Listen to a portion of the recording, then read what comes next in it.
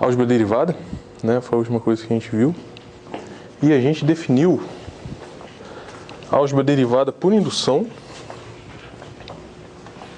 Na verdade, a gente provou dois lemas.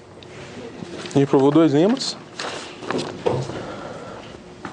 que, né, essa área derivada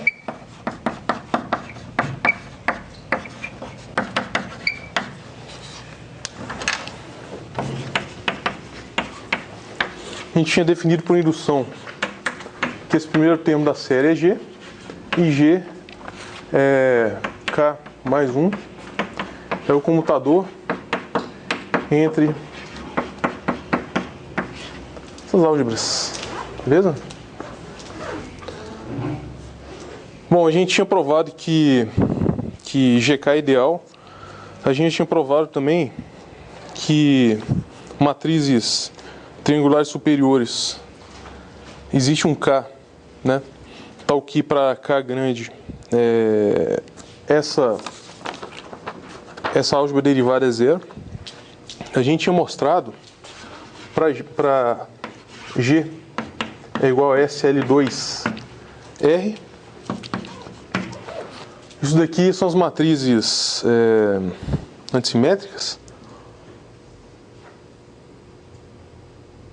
Isso aqui é o grupo especial linear que satisfaz essa propriedade de comutação. E x com h, x com y é igual a h, né? Qual que é a álgebra derivada desse de SL2? Então, G'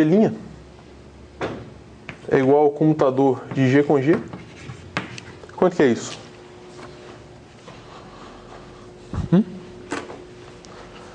É o próprio, né? A gente viu que qualquer elemento é combinação linear e qualquer combinação linear pode ser escrita como esses comutadores.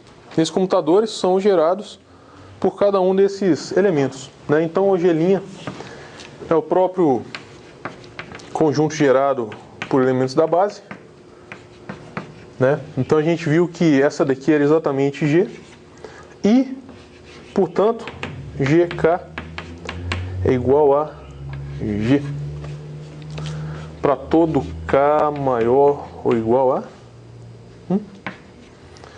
E a gente viu que para a característica do corpo é igual a 2, a característica do corpo é igual a 2, né? Vale para SL2K, desde que a característica não seja 2. Por quê? Nesse caso, se a característica do corpo for 2, bom, característica de um corpo é exatamente se A tiver num corpo. Então, se eu somar aqui K vezes A, se isso daqui for o menor número tal que isso seja zero, então a gente define M. A gente define a característica do corpo é igual a M, como sendo o menor número tal que isso ocorra. Um M pertencente a N e o A está no corpo. Ok? Isso que é a característica do corpo. Então, se for 2, a relação de comutação do SL2 fica 0, esse também fica 0, e a única coisa que sobra é o H. Tá, então, nesse caso, a álgebra derivada não vai ser o SL2. Mas os casos de maior interesse são sobre os complexos.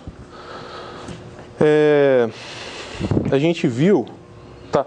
Qual que é a álgebra derivada? Qual é a álgebra derivada de GL2? GL2 tem que ser real. Tem que ser real. Bom, pode ser sobre um corpo K. Qual é a álgebra derivada? Bom, eu tenho que calcular primeiro esse comutador aqui, né? Ou seja, o comutador de matrizes onde A e B estão em GL. Bom, pode ser N aqui, vai. Enfim, 2K. Pessoal, comutador de matrizes. A gente sabe que o traço do comutador, quanto que é? O traço do comutador entre matrizes? 0. Então, significa o seguinte, o traço da álgebra derivada é 0, certo? Então, a álgebra derivada é exatamente o SL2K. Tá bom? Porque satisfaz a propriedade, né? Lembrando aqui que o SL2 são as matrizes do GL2,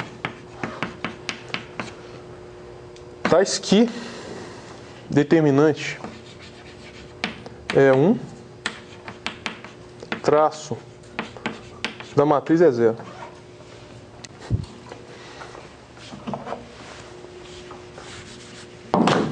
Traço é 0. Perdão. Determinante é o grupo. Tá bom? Então a álgebra derivada é o próprio G'. A gente viu que para o SL2K é sempre a álgebra derivada é sempre ela mesma. Então a álgebra derivada de ordem K é SL2. Ok? Essa aula a gente vai definir. O objetivo dessa aula: definir álgebras solúveis. Primeiro, a gente definiu uma série derivada, a gente vai definir outra série a partir de regras de computação, vai provar 2 resultados. Depois a gente vai definir álgebras solúveis e nilpotentes, que tem a ver com justamente o resultado dessa álgebra derivada. Tá?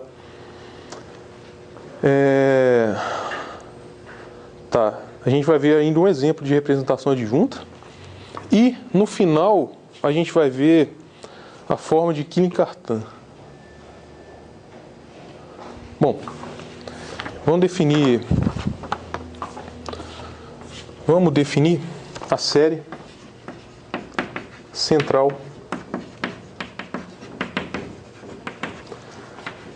descendente. Série central descendente.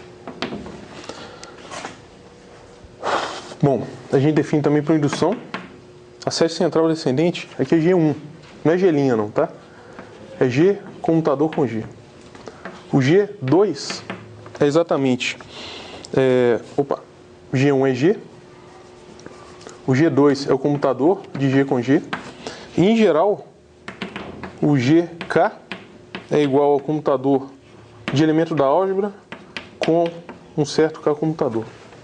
Tá? Então, essa é a definição. Lembra que a definição da série derivada, eu tenho sempre que um elemento é dado pelo colchete de elementos que está na série anterior. Aqui não. Aqui sempre eu vou ter um elemento arbitrário da álgebra. Tá? Isso significa o seguinte: elementos dessa álgebra são sempre comutadores entre K elementos. Tá? Então, por exemplo, GK é a álgebra, né?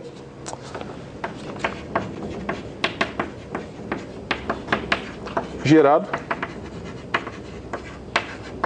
por colchetes envolvendo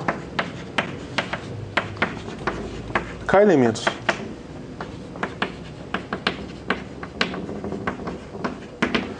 Tá, um número K de elementos. Então, por exemplo, quando K é igual a 2, você tem que o G2 é formado por esses comutadores aqui. Ok? Quando K é igual a 3, o G3 é formado por um comutador de 3 elementos. Bom, se vocês quiserem inverter a ordem aqui, vocês podem usar a identidade de Jacobi para colocar um comutador aqui na frente, enfim. Tá? Para o K igual a 4, agora, existem 2 possibilidades. Ele pode ser gerado pelo comutador desses elementos, ZW, ou, tem 4 elementos, ou, e aqui tem 3 comutadores, ou comutador entre XY, ZW. Ok? E aqui, XY, ZW estão na álgebra. E assim por diante. Tá? Então essa é a regra de como é formada essa álgebra. Existem dois resultados.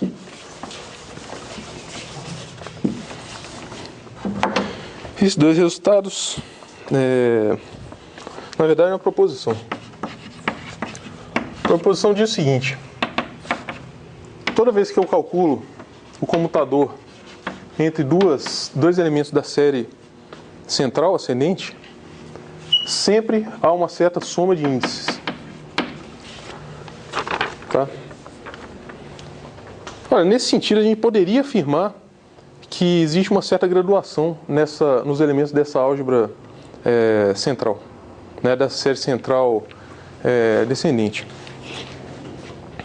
Bom, eu provo isso da seguinte maneira: a minha indução sobre J. Bom, eu posso provar, eu posso calcular GI e GJ mais 1. E a minha hipótese de indução é exatamente essa daqui. Então isso sempre sempre pode ser escrito como GI e o comutador entre GJ e G. Tá? Bom, isso daqui é simplesmente a definição do GJ mais 1, só que trocado. Como eu estou calculando aqui, isso é uma notação de álgebra e não de elementos da álgebra, tá? Não estou importando com o sinal aqui. E isso está contido pela identidade de Jacobi. Então, isso aqui está contido em GI, GJ, comutador com G, mais GJ, comutador com G e G. Tá? Pela identidade de Jacobi.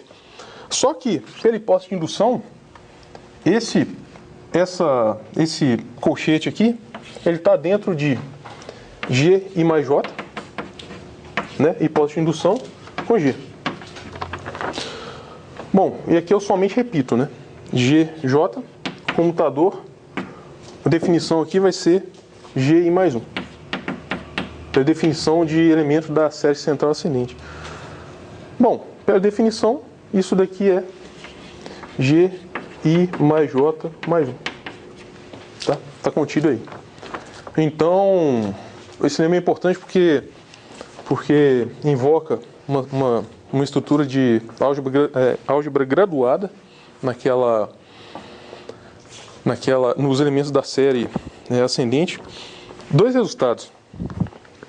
Eu vou formular a seguinte pergunta. Vou formular uma pergunta. Qual é a relação entre elementos daquela série e elementos dessa série aqui? Se tem alguma relação, se eu posso estabelecer alguma relação.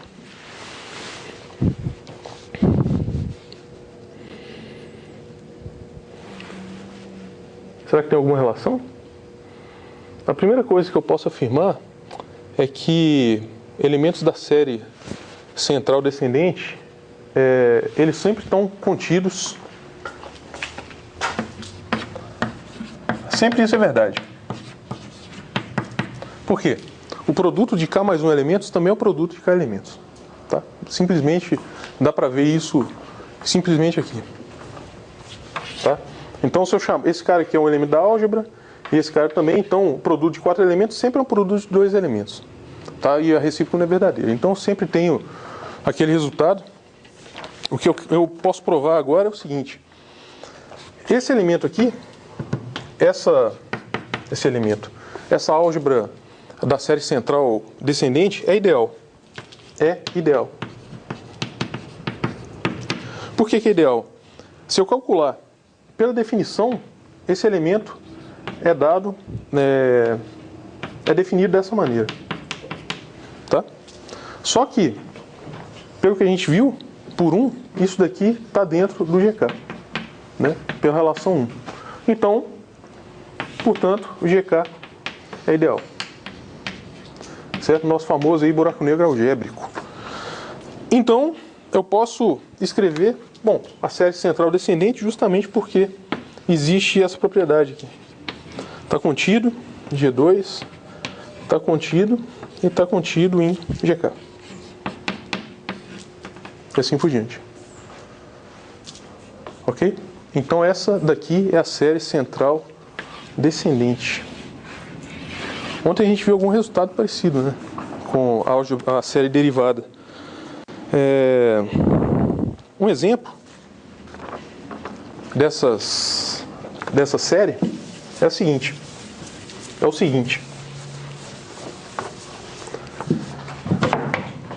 Exemplo. Matrizes GL 3C, por exemplo. Matrizes, conjunto das matrizes triangulares superiores. Matrizes triangulares superiores. Então são matrizes desse tipo: 0, 0, 0, ABC, 0, 0, 0. Tá, então qual que é a série derivada aí? Olha, o G1 é o próprio GL3C. Tá? Obviamente aqui ABC são números complexos. Ok? Quanto que é o G2? G2, por definição, é G com G. A gente já fez essa conta e isso daqui é espaço gerado pelas matrizes que tem 0 em todas as entradas e tem algum elemento aqui. Tá? Se a gente calcula o G3, é o comutador entre G2 e G. Beleza? Quanto que dá isso?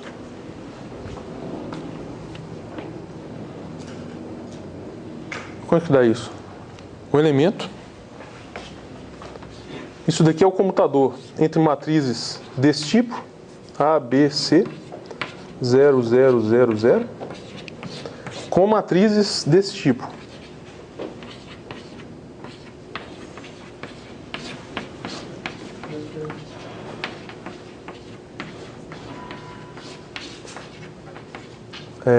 D, E, F, G, 0, 0, 0, 0, 0. Quanto que dá isso?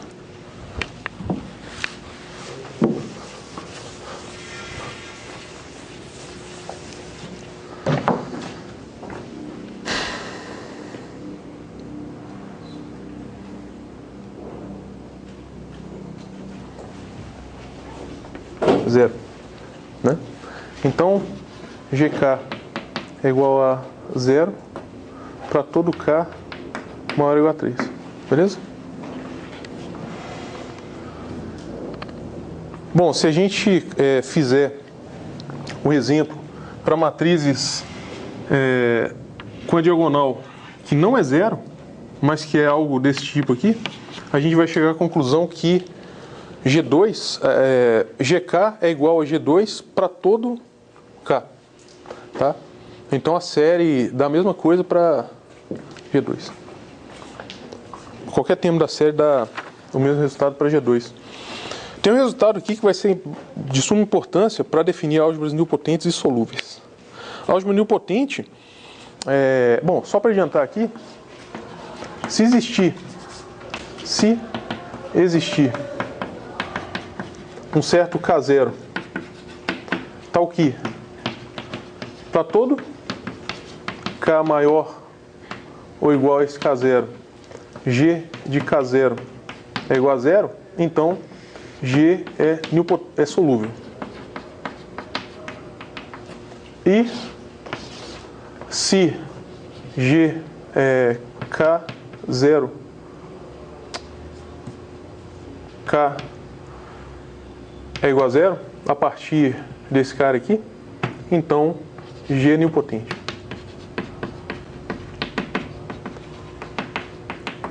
existe uma decomposição de toda a álgebra de Lie em uma parte solúvel, uma parte nilpotente e uma parte que é responsável pela classificação da álgebra. Tá? Então sempre existe essa decomposição e essas definições estão relacionadas à classificação das álgebras. Teorema. Teorema é o seguinte: a série central descendente,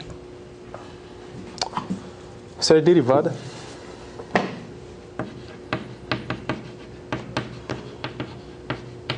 decresce mais rápido que a série central ascendente.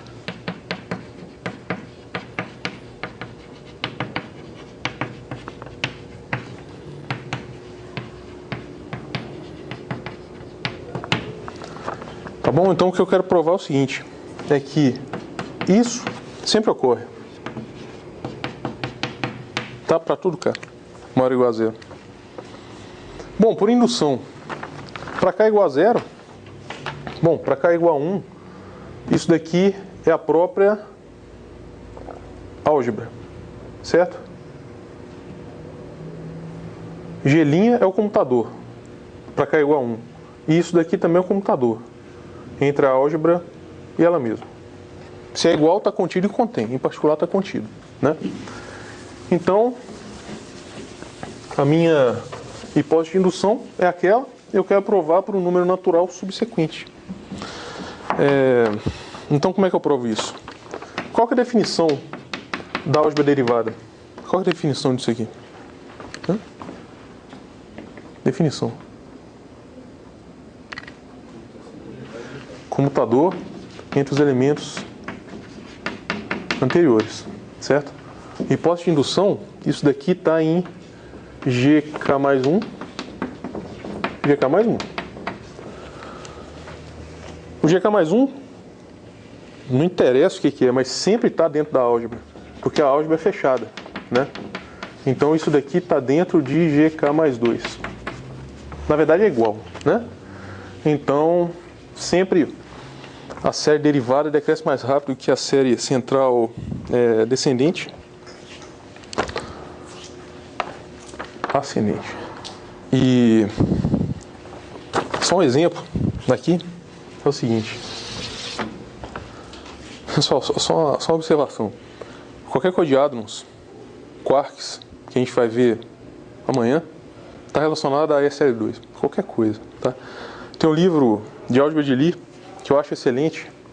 Bom, eu falaria que é o melhor, mas eu vou apanhar dos outros autores, então eu vou falar só que é excelente. É um livro do Luiz Saint-Martin, chama Álgebra de Lie, e lá no capítulo 6 ele faz a classificação da representações da álgebra SL2, que é exatamente a representação dos quarks. É incrível como somente... é incrível que em várias frentes, independe se você é um matemático puro ou um físico, mas lá na frente vocês se encontram. E lá na frente, independe se você estudou matemática pura ou física, teórica, assim, basta lá na frente você ter uma certa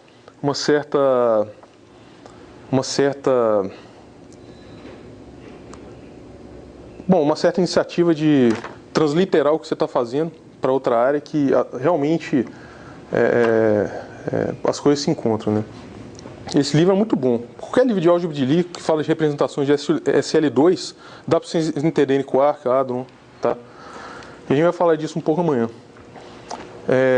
Exemplo. Eu quero calcular a série derivada de... álgebra de Lie. G, dimensão de G é igual a 2 e ela é não abeliana. Não abeliana. Se ela é não abeliana, então ela é gerada por dois vetores,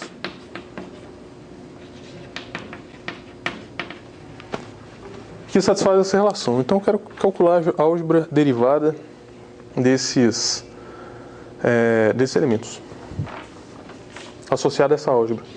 Então a álgebra derivada, qual que é a definição mesmo? Cara, a álgebra da série central ascendente, eu quero calcular isso, tá? Então eu quero calcular GK.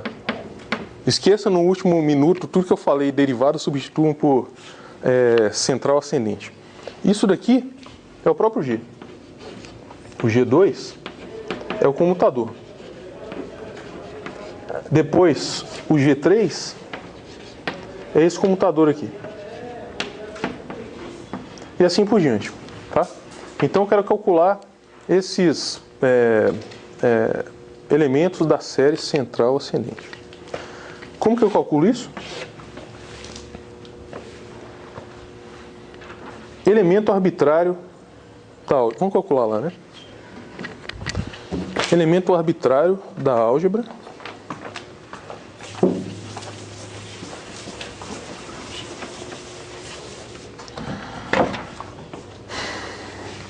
Pessoal, qualquer elemento W dessa álgebra, eu posso expressar como um certo AX mais BY. Tá? E o outro elemento Z, eu posso expressar como DX mais CY, onde A, B, C, D estão no corpo. Vamos calcular então comutador entre esses elementos? Esse cara aqui necessariamente tem G2. Então quanto que é isso? Por favor, me ajudem. AX mais BY, DX mais CY.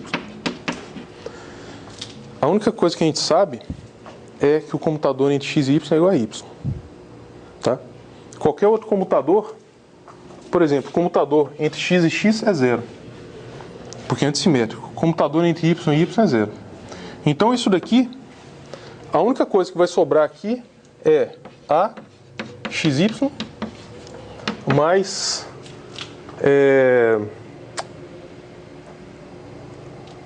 AC XY mais BD YX.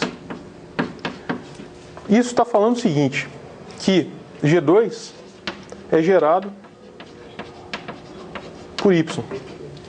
Tá? Porque esses comutadores dão Y, de qualquer maneira. Então, quando eu calcular o G3, isso daqui é o que? G2 e G. Tá? Então, sempre vou estar calculando algo desse tipo. Y vezes um múltiplo qualquer e G. G é gerado por AX mais BY. E isso sempre vai ser também um espaço gerado por Y. Por quê? Y com Y a zero, Y em X é múltiplo de Y. Tá? Então, GK é igual a espaço gerado por Y para K maior ou igual a 2. Tá bom? Então esse exemplo aí de álgebra de elemento da série central ascendente de uma álgebra de Lie. Uma outra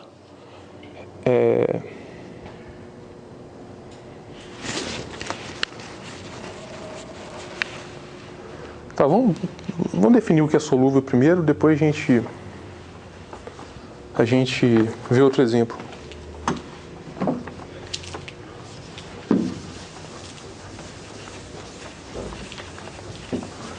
Bom, então, já está lá escrito a definição,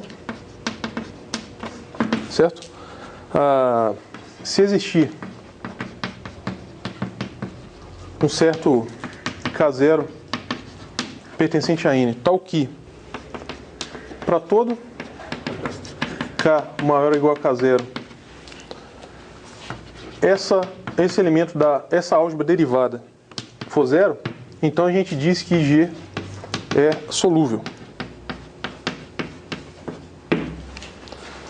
Ok? Só uma questão. Essa álgebra aqui, abeliana, Aquela álgebra do exemplo anterior, que é a álgebra dimensão 2, não abeliana. É solúvel? É solúvel? A gente tem que calcular o G'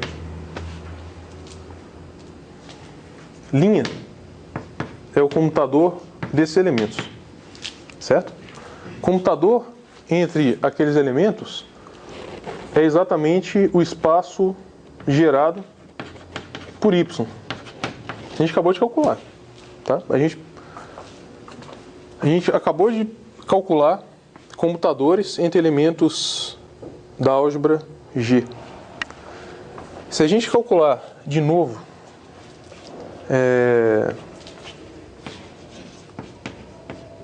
essa outra álgebra derivada, quanto que dá isso?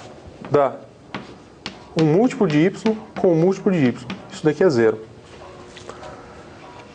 Ok? Então, G2 é igual a zero. Então, para todo K maior ou igual a 2, isso daqui é zero. E nesse caso, o K0 é igual a 2. Tá? Então, essa álgebra não abeliana é solúvel de dimensão 2. Seria conveniente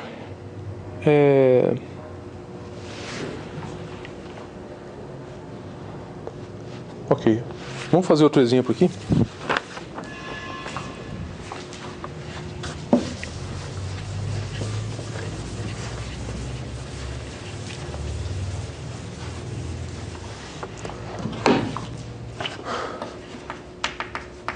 E se existir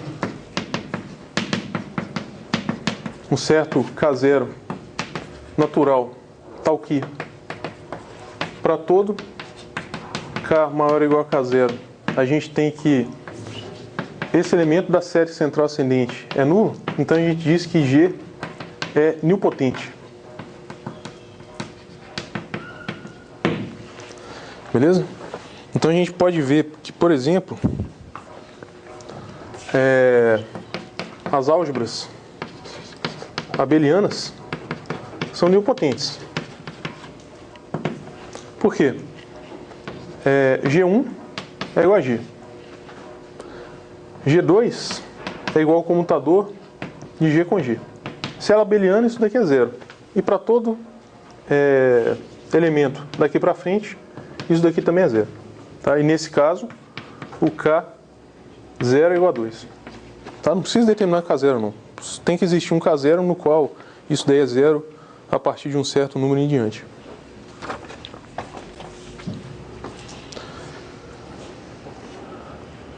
Bom,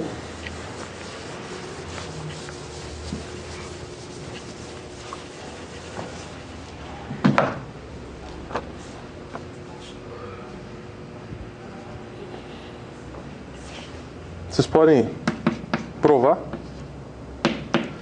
que a álgebra das matrizes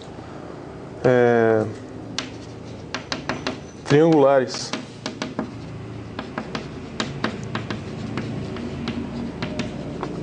superiores,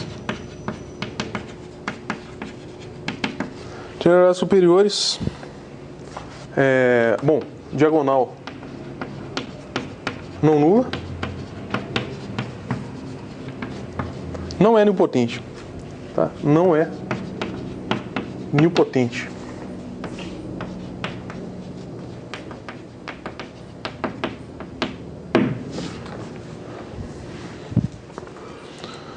Bom, já que a gente já provou que esses elementos da álgebra derivada sempre estão contidos nesses elementos da série central descendente, então a gente pode dizer que se a álgebra é nilpotente,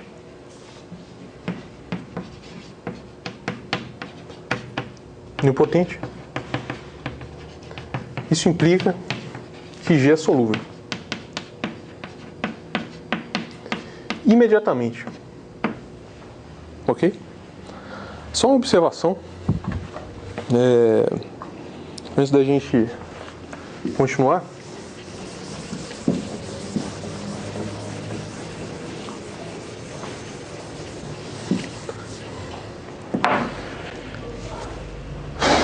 Eu havia falado para vocês que existiam, na primeira aula eu falei para vocês que existiam 8 tipos de álgebra de Lie, 3 delas clássicas, associadas a esses grupos clássicos, e algumas álgebras excepcionais, E6, E7, E8. Todo curso de álgebra de Lie de um semestre, com 48 aulas, né? 48 horas de aula, eles acabam com a classificação de todas essas álgebras. Por exemplo, as álgebras clássicas, elas podem ser representadas por cadeias desse tipo. Não vou preocupar em dizer por enquanto o que são essas cadeias. E, em particular, existem essas cadeias, cada bolinha dessa representa um vetor raiz, que vocês já viram, que é um elemento aí é um elemento, vocês viram que todo vetor tem um certo peso, que é exatamente o número no qual o operador, é a ordem de nilpotência do operador. Enfim, existem diagramas, vocês podem pensar fisicamente que cada bolinha dessa está associada a um certo SU2, a uma certa simetria SU2. O G2, ele pode ser associado a uma certa regrinha desse tipo, o F4 a uma certa regrinha desse tipo, o E6 a outra regrinha desse tipo. Bom, provavelmente eu estou esquecendo alguma bolinha aí, intercambiando outra bolinha, enfim. Tá? Mas o importante é o seguinte, existem também outros tipos de álgebra de Lie um pouquinho mais complicadas e bastante utilizadas em física. E tem um artigo, se não me engano, saiu no Physics Reports,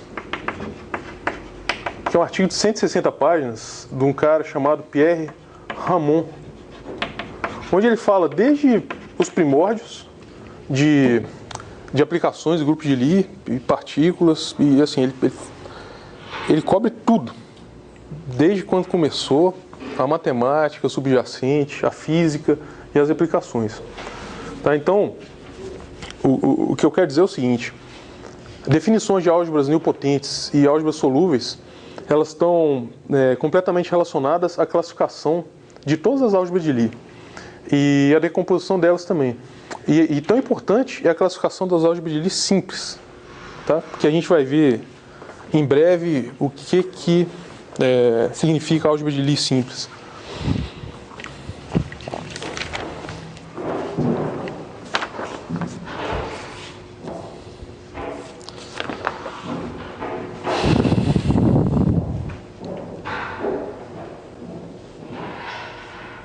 Bom, existem dois resultados. Alguns livros de álgebra de Lie tomam esses resultados como definição, tá? Outros tomam esses resultados como proposição. Bom, não é definição. Existem dois resultados que dizem o seguinte: se G é álgebra de Lie, álgebra de Lie, dimensão de G é finita, tá? Então existe um único ideal solúvel,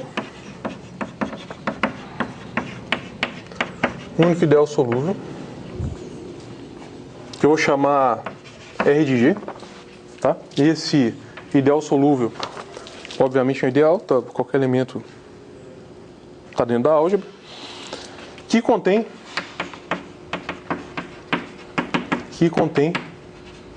todos os ideais solúveis.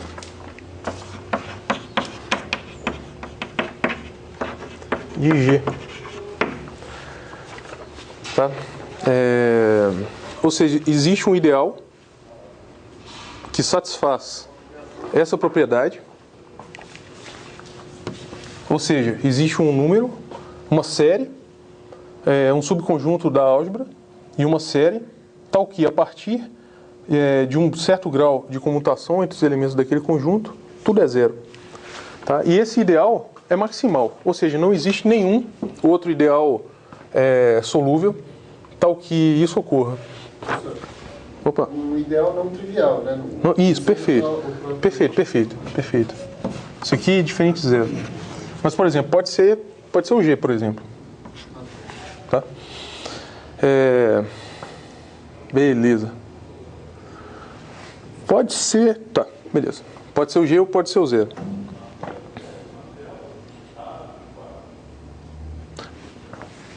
A priori pode ser o zero. Mas pode ser o próprio G. Tá. E a outra proposição é o seguinte. G é solúvel se e somente se o radical é o próprio G. Tá? Então isso daqui fica... Ó, esse daqui, ó, mostrar isso daqui é simplesmente escrever a definição. E lembrar que, por definição, isso está em G, e utilizando a definição de radical, de ideal, você prova que esse cara está dentro da álgebra. Tá? Então, você consegue provar isso. Esse ideal é chamado de radical. Tá? Então, RG é denominado radical de G. E a gente vai ver que uma álgebra é sempre simples se o radical for zero. Bom, pessoal,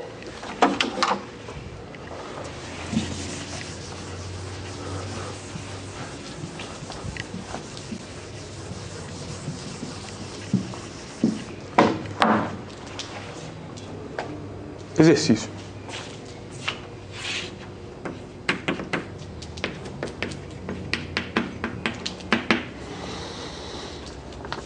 Vamos definir álgebra semisimples. Uma álgebra semisimples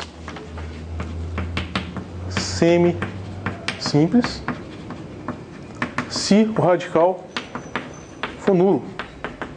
E a gente diz que G é simples se os únicos ideais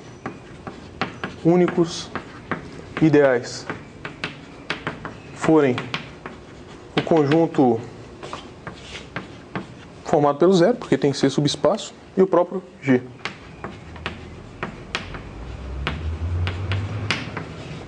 Tá bom? Bom, na verdade, aqui a definição de simples, a gente assume que a dimensão de G é diferente de 1. Porque senão qualquer subespaço é ideal, né? Qualquer subespaço aqui é ideal, onde W é subespaço.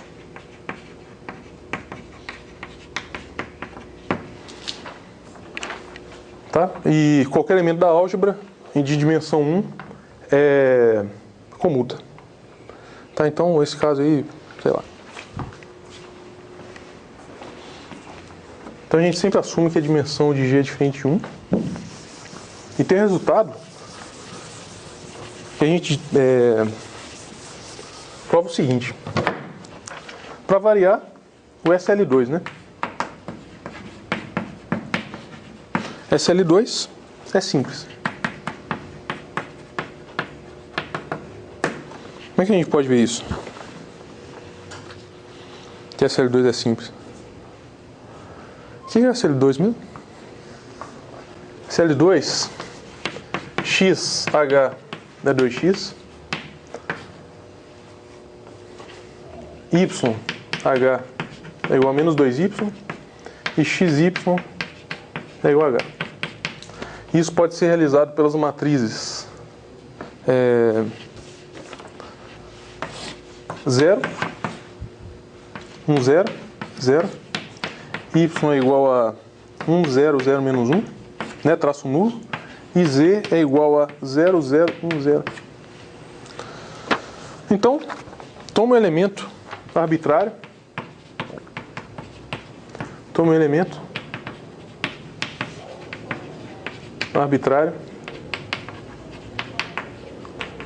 z, que pode ser escrito como uma combinação linear desses elementos, y, ok?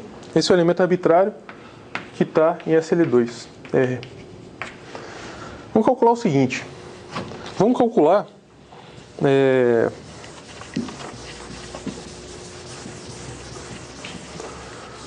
calcular a adjunta de x agindo em z, e logo depois a gente vai calcular a adjunta de x quadrado agindo em z. Tá? Quero calcular isso e ver quanto que dá. A adjunta de x agindo em z é o comutador de x com z. AX mais BH mais CY. X com x dá 0. X com H dá 2x. Então isso aqui é 2bx, beleza? E x com y dá h, mais ch. É isso, né? X com h dá 2x, x com y dá h. Adjunta ao quadrado. Adjunta ao quadrado é o comutador de x com z. Esse comutador aqui a gente já sabe o que é, então isso daqui é x, comutador com 2bx mais ch. X com x dá 0, e sobra o x com h, que dá 2x.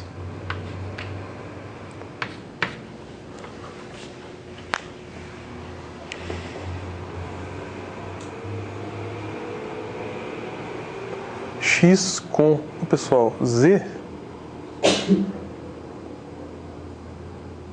2bx, ch, beleza.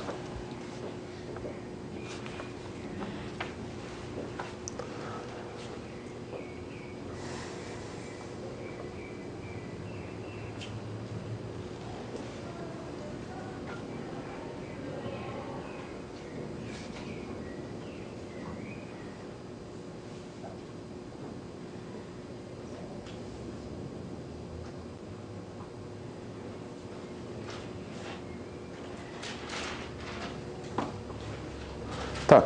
Se o z é diferente de 0, a gente pode assumir o seguinte. Se o z for diferente de 0, então, ou esse elemento aqui, adjunta de x, agindo em z, ou adjunta de x ao quadrado, agindo em z, é diferente de 0, né? Ou seja, é múltiplo não nulo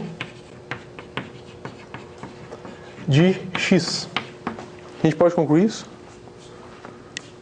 Porque, por exemplo, se um dos dois vai ser, por exemplo, se c é igual a 0, então isso daqui é múltiplo de x. Tá? Se não for, isso daqui é múltiplo de x. Alguma coisa vai ser múltiplo de x. Não nulo, né?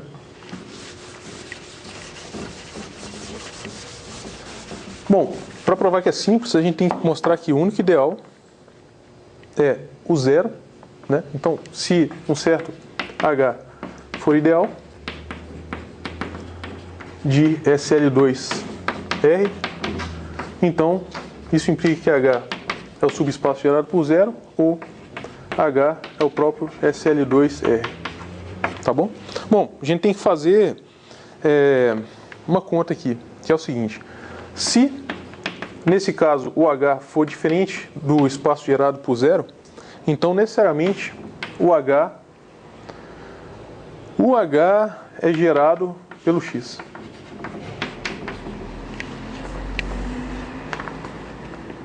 Porque é ideal, tá? Ó,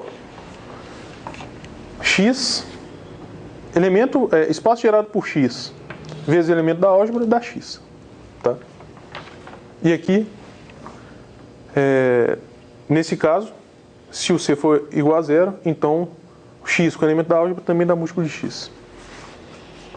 Então o ideal gerado pelo espaço gerado por X deve ser o espaço gerado por X. Então vamos lá. Olha só, o H ele pode ser escrito como comutador entre Y e X. Sempre pode ser escrito assim. O Y ele pode ser escrito como menos meio do comutador entre Y e H. Já que o H ele pode ser escrito como comutador de Y e X, então o H e o Y eles são gerados pela adjunta de X, tá? Então tudo é gerado pelo X. Então nesse caso, obviamente, se o X e Y, o Y e o H tiverem ideal, ok? Então para ver o seguinte: se for diferente de zero, então ele necessariamente tem que ser gerado pelo X, por aqueles resultados. E o H ele pode ser gerado pelo X via adjunta, né? E o Y também pode ser gerado por X via adjunta. Então, se o X gera o ideal, também se o Y e H gera o ideal, então esse ideal tem que ser igual ao SL2R, que é o espaço gerado, a álgebra gerada, né, por X, Y, H. Beleza? SL2 é simples. Falta a gente ver dois exemplos. Antes disso, a gente vai retomar a definição de representação adjunta.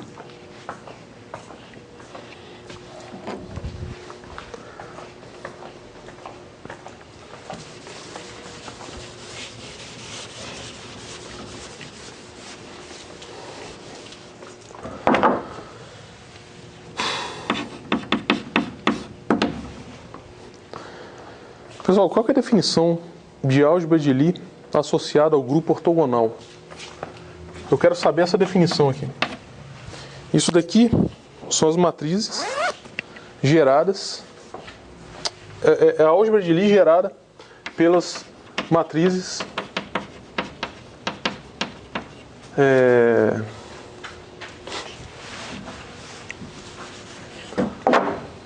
A pertence a GL 3, tal que A mais A transposta é igual a zero. Matriz antissimétrica, ok? Então, uma base para esse espaço das matrizes pode ser I, J e K,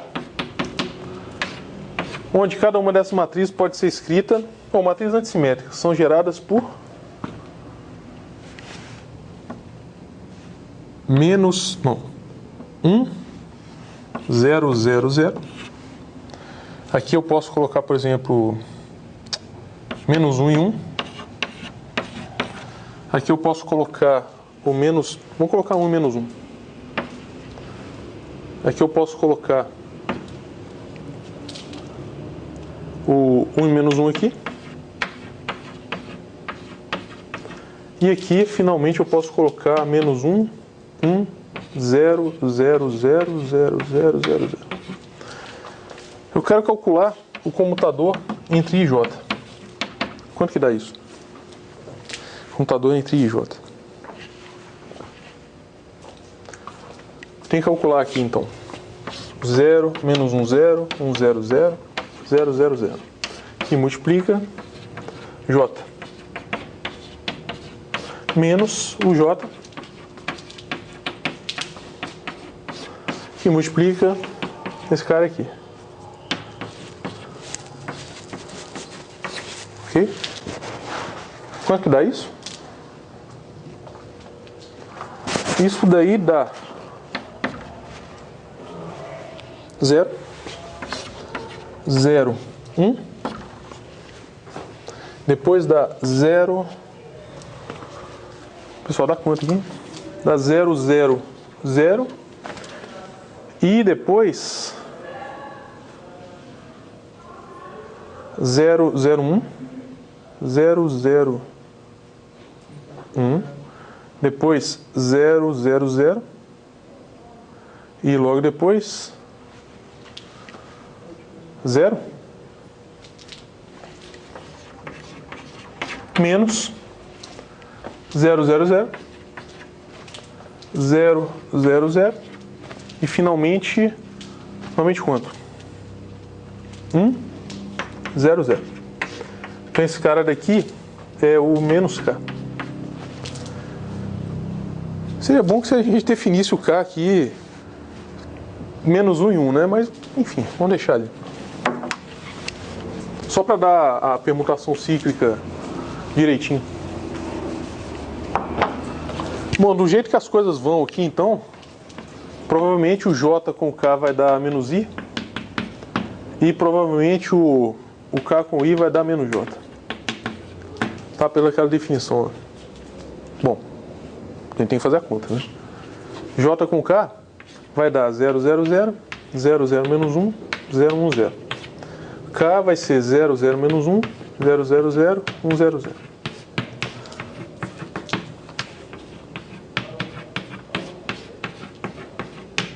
Zero, 0, menos 1, 0, 1, 0. Isso aqui dá quanto? 0, 0, 0. Menos 1, 0, 0, 0, 0, 0. Menos 0, menos 1, 0, 0, 0, 0, 0, 0, 0. Então isso aqui dá finalmente menos 1, 1, 0. Ok, esse daqui é o menos I. Beleza. Bom, não pode provar por indução não, viu, pessoal? Tem que fazer a conta. Mas o K com I vai ser provavelmente menos J, para a nossa definição. O que eu quero calcular é o seguinte. Adjunta. Então, adjunta de I agindo em I. Eu quero calcular a adjunta de I agindo em J. Adjunta de I agindo em K. Logo depois, eu quero calcular a matriz adjunta de I, de J e de K.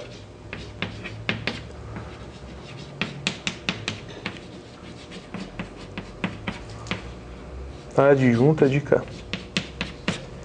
Isso é I, J, K. Depois I, J, K. Quanto que é isso? Comutador entre I e I. Quanto que é? 0. I com J dá menos K. I com K dá J. J com I. J com I dá K. Depois J com J dá 0. K com K também dá 0. J com K é menos I. K com I é menos J.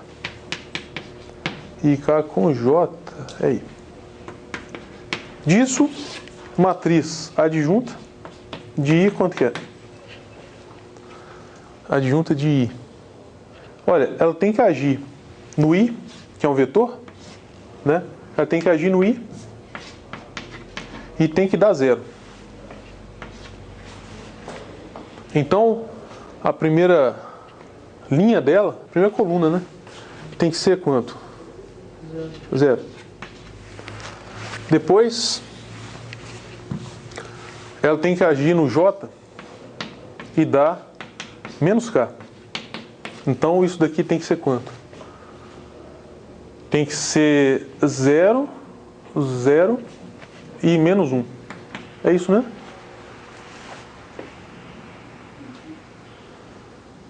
Depois tem que agir no K e tem que dar o J. Então isso daqui tem que dar isso. Então essa matriz adjunta é de I. E essa matriz é alguma daquelas lá? Essa D é menos J. A adjunta de J, quanto que é? Ela tem que agir no I e tem que dar K. Ela tem que agir no J, tem que dar 0. Tem que agir no K e tem que dar menos I. Isso daqui é quanto?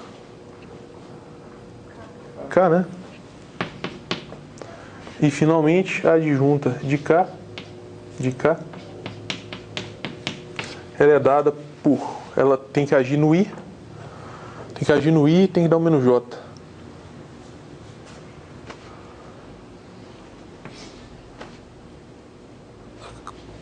O cérebro parou, tá faltando fosfato aqui, peraí. Tem que agir no I, não, tem que agir no I, e tem que dar menos J.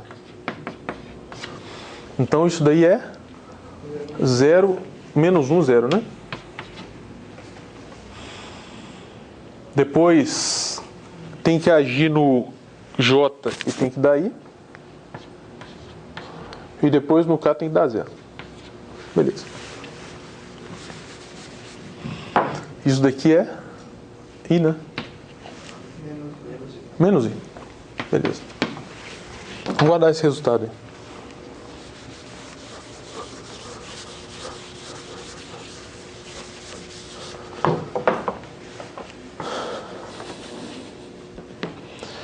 Eu quero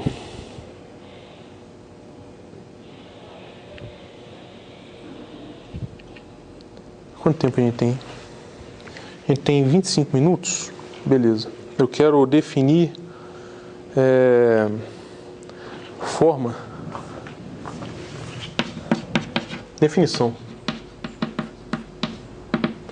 Forma de Killing-Cartan.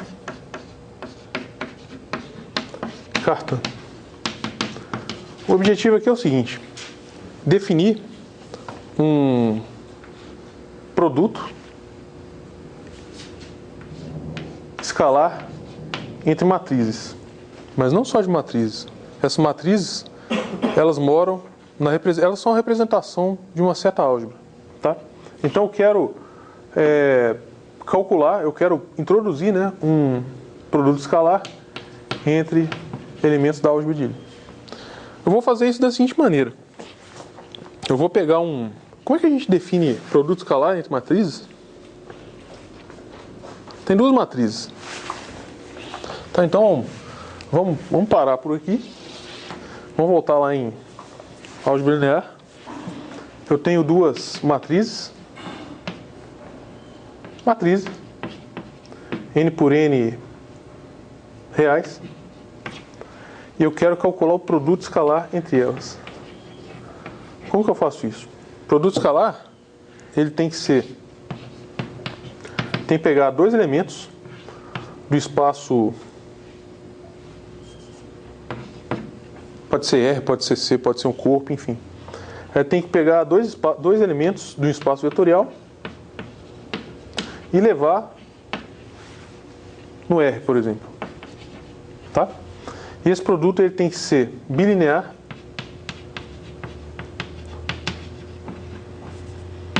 que mais? Não degenerado.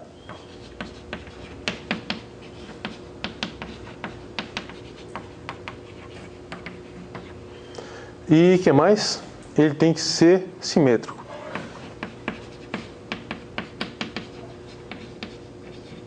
Se ele satisfizer essas três propriedades, a gente fala que isso daqui é uma métrica, tá? Mas a única coisa que eu exijo é que seja bilinear, tá? Por exemplo, um vetor no cône de luz, isso daqui é 0. Então, dado um certo vetor tipo luz, isso daqui é 0. Então, o U, nesse caso, essa forma é degenerada. Tá? Existe um U que é diferente de 0, um vetor tipo luz, que isso daqui dá 0. Simétrico eu também não vou exigir, porque, por exemplo, para fazer mecânica, você tem que ter uma forma simplética, que é exatamente a diferencial do seu momento, produto exterior com a diferencial da sua posição. Tá? Isso daqui está associado a uma certa forma simplética. Simplética, se eu calculo o produto escalar entre o V, dá menos VU.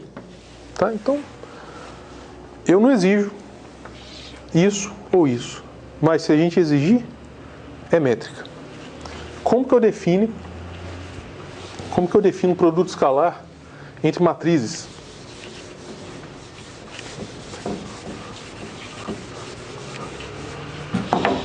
Produto escalar entre matrizes, eu posso definir como um traço do A da H B. Tá? Eu posso colocar aqui um certo A, onde A é constante, que ainda vai continuar sendo. Tá? Mas nesse caso aqui eu vou assumir, por exemplo, que isso daqui seja 1, mas enfim, não é importante. A gente pode verificar que isso daqui está em R, né? O traço é a soma dos elementos da diagonal, que multiplica as matrizes. E você pode provar que essa função,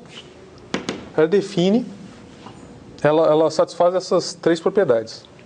Tá? Que mais? Tá. Por exemplo, uma matriz N por N sobre o corpo dos complexos é N por N. Então tem N quadrado entradas, certo? Então isso daqui é isomorfo a um vetor, certo?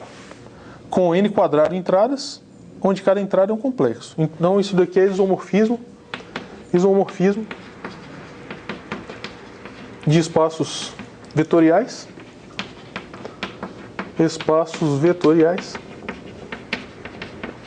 Tá? Pois tem a mesma dimensão.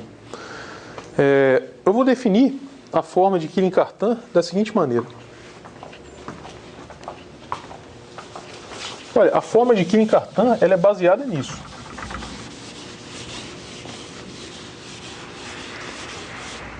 Pessoal, só uma coisa. Vocês podem estar se perguntando, para que definir produto escalar entre matrizes? Bom, em análise numérica, isso aí tem uma valia enorme, né? E a análise funcional também. Agora, por exemplo, qual que é a definição do grupo SUN? Definição do grupo SUN são as matrizes complexas, N por N, tais que a inversa é igual à transposta, o determinante da matriz é 1. Beleza? Então, se eu pegar uma certa função, o SUN, dado uma certa matriz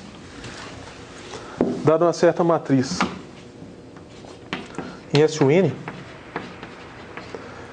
quanto que é a transposta? Quanto que é isso? Pela definição, isso daqui é A vezes a própria inversa. Então isso daqui é 1. Identidade. Por exemplo,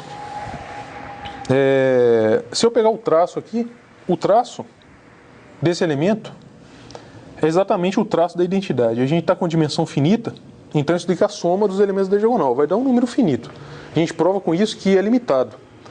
Se eu definir uma função que vai desse espaço no elemento identidade, a inversa leva a identidade naquele elemento. Então, nesse caso, o grupo SUN ele pode ser definido como a inversa da identidade. Então, a gente pode provar que o SUN é fechado. Com a definição da métrica, a gente pode provar que é limitado. Então, por exemplo, o SUN é compacto, certo? Ou seja, esses grupos são ideais para descrever simetrias, tá? Se não for compacto, adeus. Aí você entra em, por exemplo, os grupos excepcionais não são compactos, tá? Bom, apesar de simetrias em interior de supercordas serem descritas por grupos excepcionais. Mas se não for compacto, não dá para descrever simetrias de partículas, e a simetria que rege o modelo padrão, que une as forças forte, fraca e eletromagnética, é o produto cartesiano entre grupos compactos. Então, vamos lá. A forma de Killing-Cartan é definida da seguinte maneira. A gente sabe, tome uma representação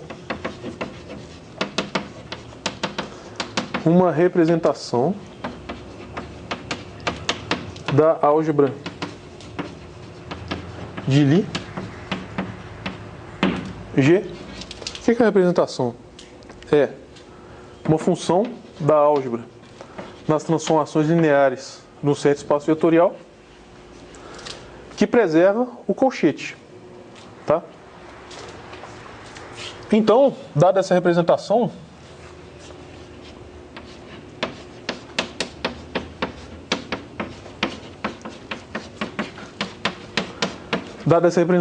eu vou definir isso daqui, a forma de Killing-Cartan, agindo. Bom, isso daqui é o produto escalar, tá? É como se fosse um produto escalar. Então, isso daqui é traço de ρ de x, ρ de y. É isso. Definição. Tá, então, essa definição é bastante baseada na definição de produto escalar, né, entre matrizes. E a representação, esse espaço aqui, é o quê? São os elementos, né? Só lembrando aqui, esse aqui são os... Ele pega... Bom, são matrizes, né? Que agem em cima do espaço vetorial. Então, qualquer elemento desse tipo são matrizes. E o produto escalar entre matrizes é definido pelo traço, tá? Então, essa definição aí de formas de Killing-Cartan, e isso vai ser usado para definir, para classificar, né, as álgebras de Lie e para definir critérios, o chamado critério de Cartan, para as subálgebras de Cartan. Professor, Pois não? se aquelas matrizes ali elas são sobre corpos complexos, o que garante que quando eu calcular aquele traço ali vai me dar um número real?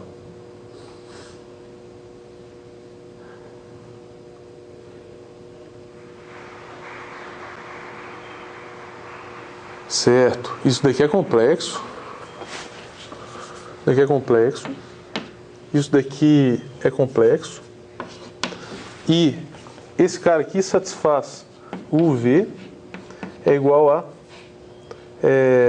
VU barra. Beleza? Tá, só que isso aí não é uma métrica, né? Não, não é. Não é. Só é métrica se for real. Na verdade, você pode definir... Não, métrica em termos lá de topologia do espaço métricos, não. Né? Mas você pode definir qualquer... Por exemplo, você pode definir uma forma bilinear que vai, por exemplo, de um espaço vetorial num certo outro espaço vetorial, VWZ, por exemplo. E satisfaz, por exemplo, é bilinear, pode ser não degenerada, né? Então aqui pode ser espaço vetorial, pode ser um corpo. Tá? Mas chamar de métrica só se satisfizer as propriedades e aqui for real. Teria que ter mais propriedades shorts também, né? Isso, exatamente. Beleza?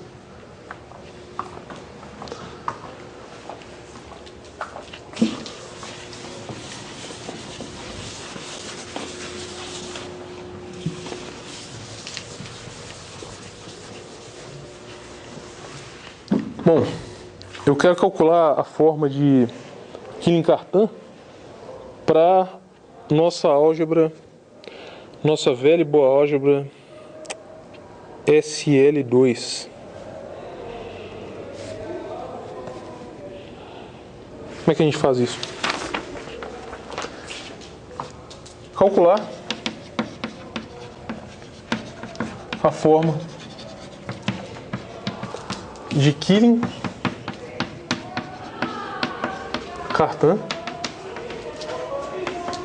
para SL2.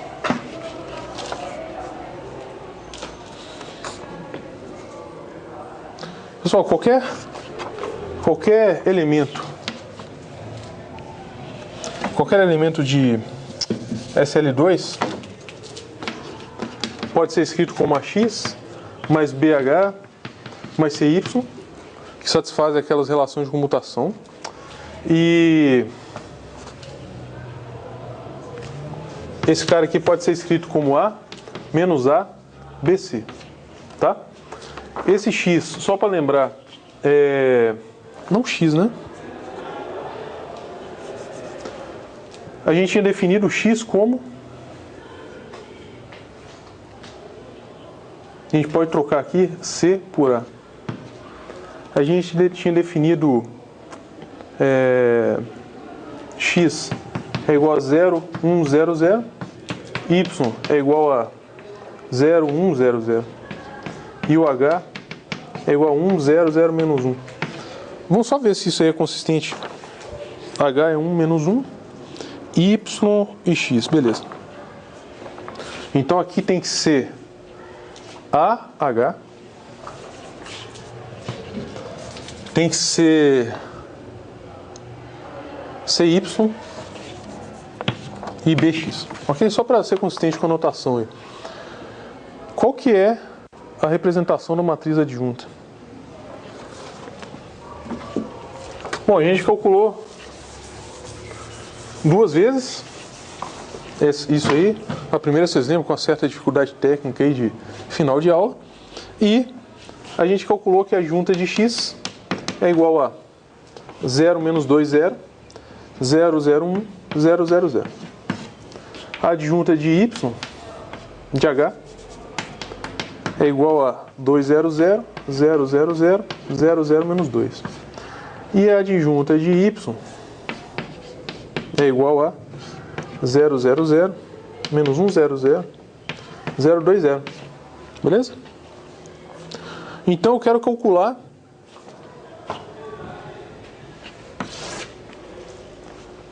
forma de Killing-Cartan.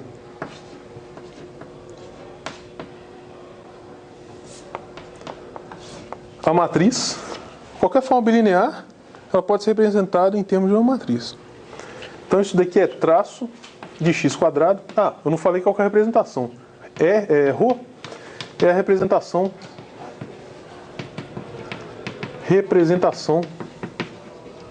canônica. Bom, representação canônica, ela age como se fosse a identidade. Ela só inclui a álgebra das matrizes na álgebra da transformação linear sobre o espaço, que é a álgebra das matrizes. Tá? Então ela não faz nada na prática. Então aqui é traço de x quadrado, traço de hx, traço de yx. As diagonais, traço de y quadrado, traço de z quadrado. Aqui é traço de xy, traço de... O que mais? Aqui é xh. Aqui é traço de yx, hx e hy.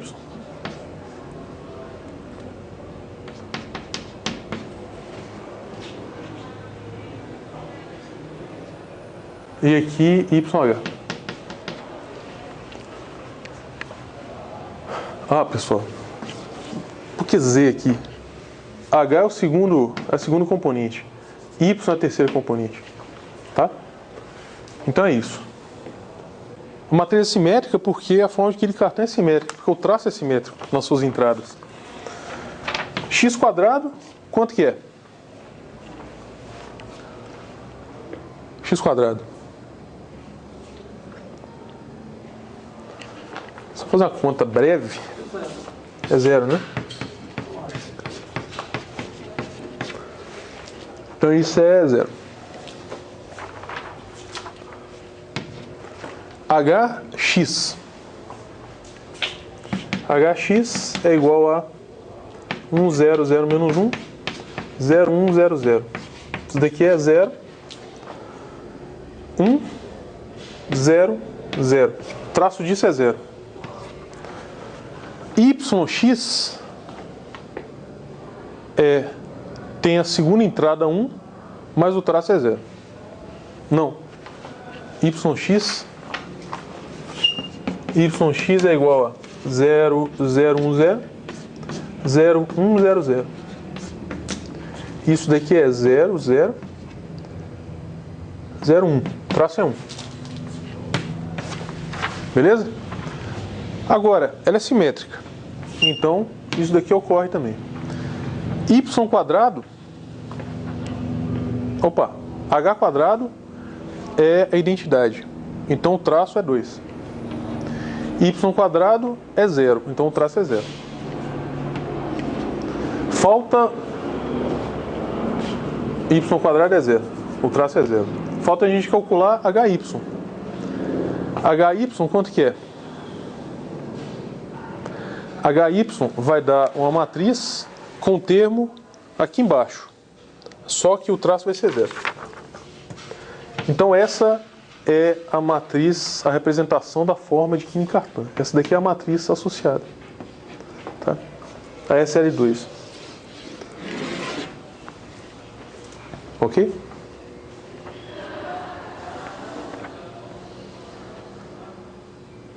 Vamos lá.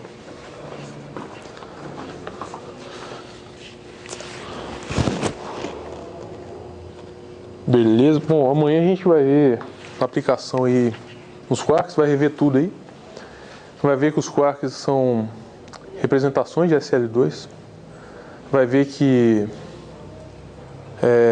os hadrons também são representações de SL2 e os números quânticos são autovalores. Cadê os SL2? Pô. XY é igual a H. XH é igual a 2x. E, o que mais? YH é igual a menos 2y. A gente vai ver que os números quânticos eles podem ser associados a autovalores desse cara aqui. Tá bom? Pessoal, tentem...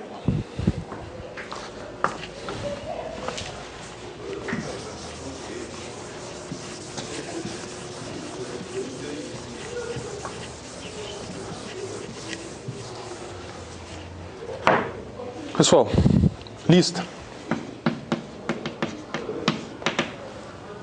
Aquelas duas proposições.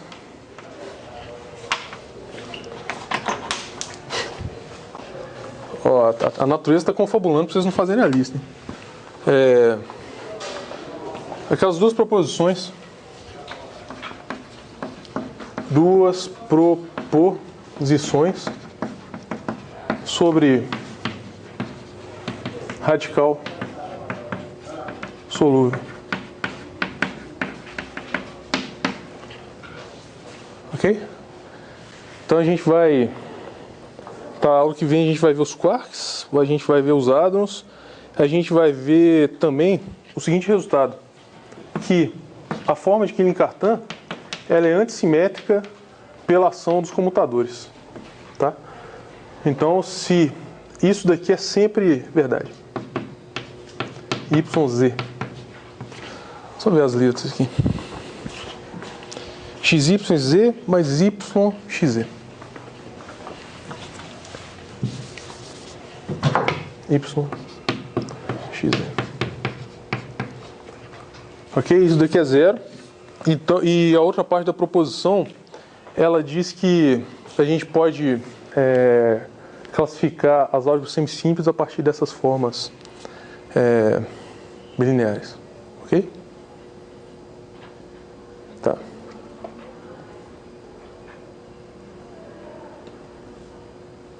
Pessoal, só não é a lista de exercícios para vocês não, mas tem o pessoal que não está aqui, que eu tenho que deixar, que estão assistindo a aula aí pelo... Bom, as aulas gravadas, eu tenho que deixar aqui uma lista de exercício para eles, e eles vão entender exatamente o que significa essa lista de exercício.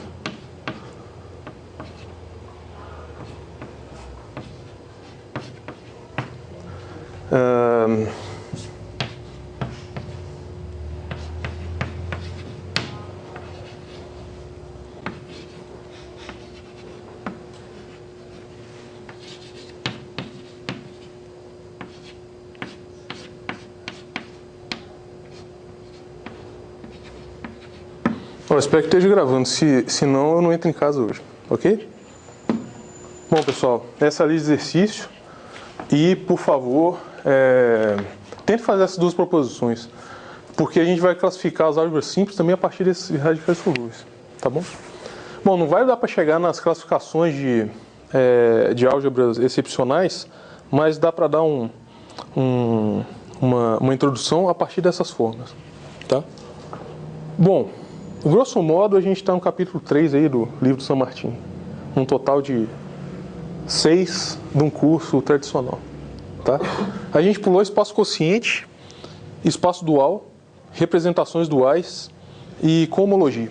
Tá bom, cohomologia vocês vão ver em cohomologia, doutorado da matemática. Então, tá bom por enquanto. Ok? Até amanhã.